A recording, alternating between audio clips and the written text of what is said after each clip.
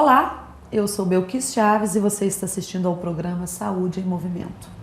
Hoje o nosso tema é dermatite seborreica. Você sofre com a descamação do couro cabeludo e da pele? Fica chateado com os pequenos fragmentos que se soltam e ficam visíveis aos olhos? Quantas pessoas já ficaram te olhando por causa disso? Esses acontecimentos costumamos chamar de caspa e ela tem controle. E quem vai falar sobre esse assunto é o Dr. Alfredo Grigorevski Neto, que é dermatologista. Dr. Alfredo, é um prazer tê-lo conosco. Prazer é meu, Bel. E a gente sabe que esses acontecimentos, as pessoas ficam um pouco até sem lugar, né? Porque é chato ficar caindo aqueles fragmentos na roupa. Com certeza. E às vezes a pessoa está flertando com outra e isso pode às vezes inibir. Não é só esse o caso, mas tantos outros. Mas por que acontece isso? Ou melhor, o que é a dermatite seborreica? A dermatite seborreica é uma doença inflamatória da pele, eritemato-descamativa, né? Varia do rosa até o avermelhado, com escamações. Geralmente, nos adultos, ela é crônica e recidivante, né? Geralmente não tem cura, ela vem e volta. E é causada principalmente por um fungo que todos nós temos na pele, que chama Malacésia. E ela é o principal causador da dermatite seborreica. Tá, nós todos temos, então, esse fungo. Mas o que causa, então, essa descamação? É fator genético mesmo, predisposição? Ou todos nós podemos, em algum período, passar por isso? Sim, esse fungo todos nós temos na microbiota normal da pele, só que algumas pessoas têm uma predisposição maior para desenvolver a dermatite seborreica. Como que é que se desenvolve a doença? Então, esse fungo, ele aproveita da nossa oleosidade da pele, né, do colesterol que a gente tem na pele, e degrada esse colesterol em ácidos graxos insaturados. As pessoas que têm a predisposição a ter a dermatite seborreica, esse ácido graxo, esse depósito de ácido graxo na pele, gera uma reação inflamatória, desencadeando a doença. Certo. Você disse que isso pode causar na criança e mais frequente na idade adulta. Na criança, quando isso acontece? Sim. Existem 2 picos, né, de incidência da dermatite seborreica. O primeiro pico é na primeira infância mesmo, até os 3 meses de idade, porque nessa fase a criança ainda tem uma carga hormonal herdada da mãe, né, na corrente sanguínea da criança. E o segundo pico é a partir da puberdade, quando vem o pico hormonal, desencadeia. Isso é uma prova que o fator hormonal também influencia.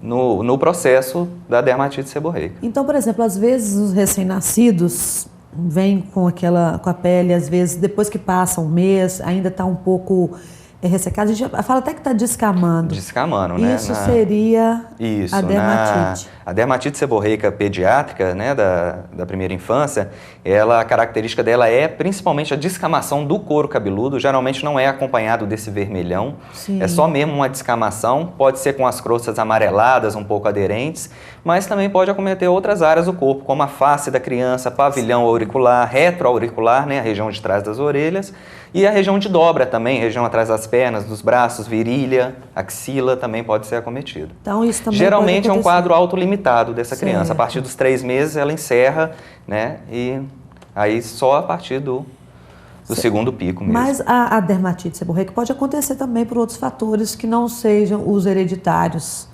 né? E nesses 2 picos, como por exemplo, um estresse. Sim, mas assim, entra a predisposição da pessoa, então, né? Então, de qualquer forma, tem que... Existe uma predisposição, né? Tanto que nem todo mundo que passa por estresse vai desenvolver dermatite seborreica, né? Claro. Então, existe uma predisposição da pessoa, o fator do estresse, né?